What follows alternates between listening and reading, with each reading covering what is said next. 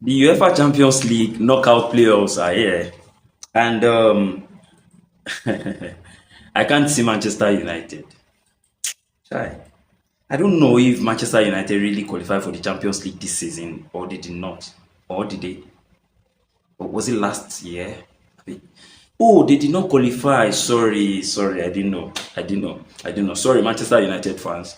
It's certain that you're going to be watching this year's Champions League in front of your TV. You're going to be watching it on your TVs, and you are not given the privilege to participate in this year's Champions League. Sorry, anyway. Anyway, jokes apart, Manchester United, make sure you qualify for next year's Champions League. Now, the knockout playoffs are here, and just 8 teams are actually going to join others in the round of 16 to progress from there onwards. And yes, Monaco will be playing PSG. Two French clubs are going to be meeting each other, and it actually promises to be a cracker. But I see PSG going through because Monaco has actually been a shadow of themselves. They have had roller coaster of results, and they've been up and down, up and down, and the likes. And the last game they played a draw, and versus Juventus. Even though it's actually a good result for them because Juventus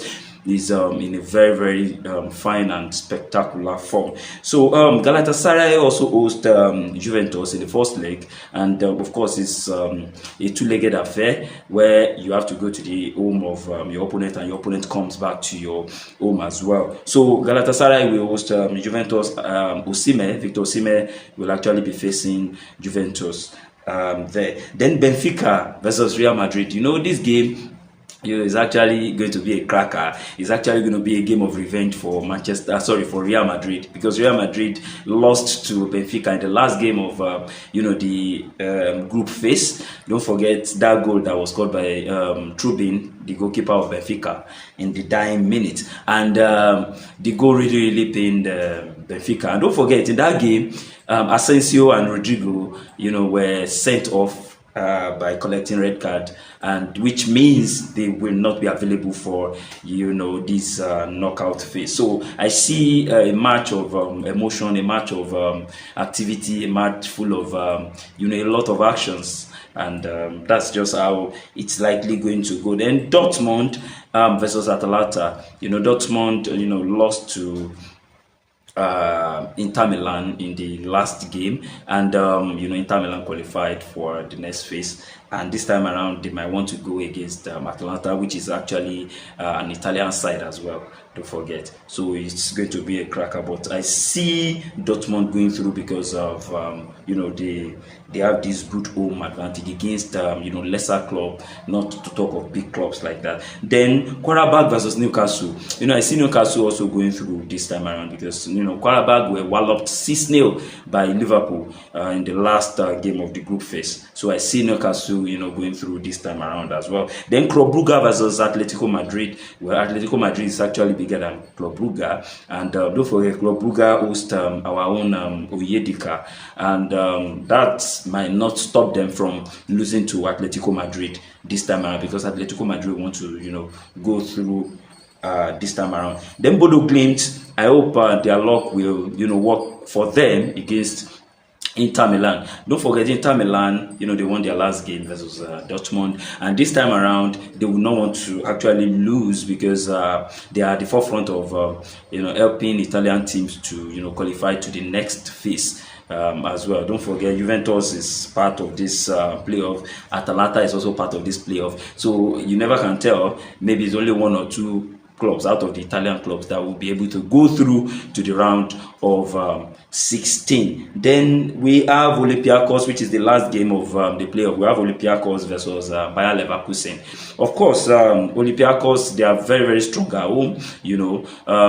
That scare they gave Real Madrid before Real Madrid beat them, I think 4-3 or thereabout in game week 5 or 6 thereabout, and it was actually a cracker. And now this time around they are facing Leverkusen, and don't forget, Leverkusen, in one way or the other, they won 3-0 in their last game, and this time around they have resurged as well, to go forward. But Olympiacos is actually you never can tell where they are going to come from. They can give you a scare.